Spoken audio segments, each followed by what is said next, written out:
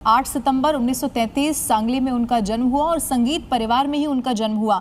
लेकिन दर्शकों को यह भी जानना चाहिए, चाहे देखिए वो ऐसे परिवार में जन्मी जहां पर बचपन से ही सुरों की जो नींव है वो रखी गई, लेकिन अंकुर ये भी जानना होगा कि कम उम्र में, जब वो उम्र उनकी कम थी तभी उनके पिता का निधन हो गया और उसके बाद बड़ी जिम्मेदारी न सिर्फ आशा भोसले बल्कि उनकी बड़ी बहन लता मंगेशकर पर भी आई और जितना बखूबी उन्होंने अपने परिवार की जिम्मेदारी को भी निभाया और अपने करियर को भी यहां पर बुना।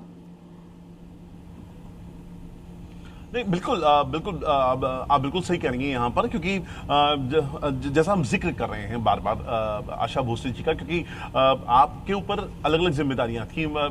आप एक इंडस्ट्री में काम कर रही होती हैं, फिल्म इंडस्ट्री में काम करना है आपके ऊपर लगातार। उस टाइम गानों का अलग जो काम करने का तरीका था वो बहुत अलग हुआ करता था। उसके अलावा जो शोज करने होते थे उसके साथ साथ में अपनी पारिवारिक जिम्मेदारियों का उन्होंने जो निर्वहन किया है हमेशा से, उन्होंने दोनों में जो वर्क लाइफ में और जो बैलेंस बनाया है पर्सनल लाइफ के अंदर, ये उनके साथ देखने वाली बात है। लेकिन अगेन मैं लगातार कहता हूं, क्योंकि उनको हमने फिल्मों में देखा है, उनको लाइव परफॉर्मेंस हमने देखी है, फॉरेन के उनके टूर्स देखे हैं। उन्होंने कभी भी अपनी उम्र को अपनी कला पर हावी नहीं होने दिया है। उन्होंने हमेशा जो भी उनको काम मिला, जिस भी तरह का उन्होंने किया, उनको निभाया और बहुत अच्छे से निभाया। ऐसा निभाया कि उनकी आने वाली जो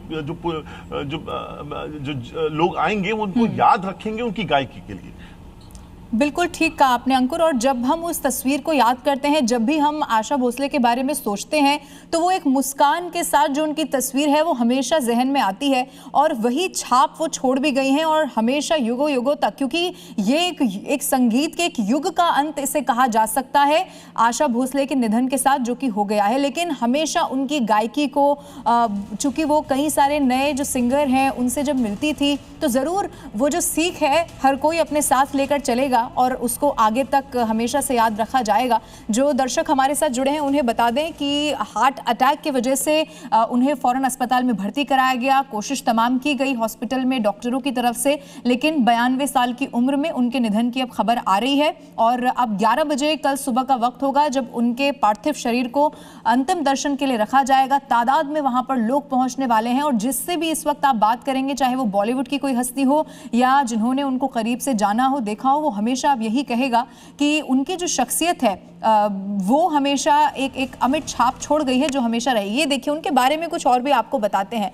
8 सितंबर 1933 को उनका जन्म हुआ, सांगली में उन्होंने जन्म लिया और आपको ये बता दें कि कई सारे ऐसे बड़े सम्मान रहे जो उन्होंने अपनी गायकी के जरिए अपने नाम किए अलग अलग मौकों पर। पहला गाना 10 साल की उम्र में, बहुत छोटी जब उनकी उम्र रही, मराठी फिल्म माझा बाल में उनका पहला गाना 10 साल की उम्र में रिकॉर्ड किया गया। उसके बाद देखिए 1948 में फिल्मी दुनिया में उनकी यहाँ एंट्री हुई। हालांकि शुरुआत में बहुत संघर्ष उन्हें करना पड़ा और फिर चाहे शास्त्रीय संगीत आप ले लें, फिल्मी संगीत, गज़ल हो, भजन हो, कोई भी गाना क्यों ना हो, 12,000 से ज़्यादा गाने उन्होंने रिकॉर्ड किए और इसी के साथ एक और रिकॉर्ड भी उनके नाम है, जो यही है दुनिया में जो ज़्यादा रिकॉर्ड करने वाली गायिकाएं हैं उसमें शुमार हैं आशा भोसले, जो कि अब इस दुनिया से अलविदा कह गई हैं। ये देखिए जो तस्वीर हम आपको दिखा रहे हैं, ये अलग अलग मौके पर जो उन्हें सम्मान मिले उससे जुड़ी हुई है। 2008 में पद्म विभूषण पुरस्कार से उन्हें सम्मानित किया गया, जो एक बड़ा सम्मान था। 2000 में दादा साहेब फाल्के अवार्ड उन्हें मिला और अब वो इस दुनिया से चली गई हैं। अंकुर, उनके फैंस में अब बड़ा देखिए बहुत मायूस चूंकि वो इस वक्त होंगे, लेकिन एक मन में अब इच्छा होगी कि आखिर में कल जो 11 बजे अंतिम दर्शन के लिए पार्थिव शरीर रखा जाएगा वहां पर वो पहुंच जाएं।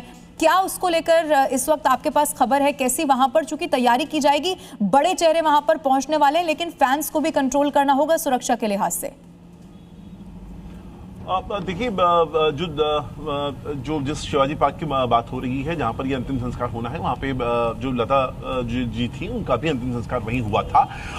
दूसरा कि जो मराठी इंडस्ट्री कि तमाम दिग्गज इस वक्त ये उनके अंतिम दर्शन के लिए वहां मौजूद रहेंगे। फिल्म इंडस्ट्री, बॉलीवुड इंडस्ट्री जो है, हिंदी फिल्म इंडस्ट्री, उसके भी तमाम बड़े चेहरों की वहां आने की पूरी उम्मीद लगाई जा रही है। और यही नहीं, इसके अलावा महाराष्ट्र के जितने भी बड़े नेता हैं, हो सकता है राष्ट्रीय स्तर के कई बड़े नेता, क्योंकि आशा भोसले जी को किसी एक फ्रेम में मराठी या महाराष्ट्र में आप सीमित कर दें तो वो शायद इंसाफी नहीं होगी उनके साथ। तो वो पूरा चूंकि राष्ट्रीय प्रतिनिधित्व था उनका, संगीत को लेकर, भारत में संगीत को लेकर। तो कई बड़े जो नेशनल जो नेता हैं, सेलिब्रिटीज हैं, उनके आने की यहाँ पर उम्मीद जताई जा रही है। जाहिर तौर पर क्राउड कंट्रोल मैनेजमेंट जो है वो अपने आप में एक चैलेंज रहेगा यहाँ पर, क्योंकि कल हफ्ते का पहला दिन है, कामकाजी सोमवार होगा मुंबई के लिहाज से। जो लोग सड़कों पे उतरते हैं तो उस चीज को ध्यान में रखते हुए मुंबई पुलिस यहाँ पर एक्स्ट्रा प्रिकॉशन जरूर लेगी। जो लोकल पुलिस स्टेशन हैं उसके अलावा अतिरिक्त सुरक्षा बलों को यहाँ पर जरूर तैनात किया जाएगा, क्योंकि हम देखते हैं ये स्टैंडर्ड प्रोसीजर होता है, क्योंकि इस तरह की जब हस्ती जाती है तब जो क्राउड है वो उसका वॉल्यूम बड़ा अनएक्सपेक्टेड होता है। ऐसे में उसको कंट्रोल करने के लिए यहाँ पर ये तय है, क्योंकि मुंबई पुलिस यहाँ पर एक्स्ट्रा प्रिकॉशंस जरूर लेने वाली है।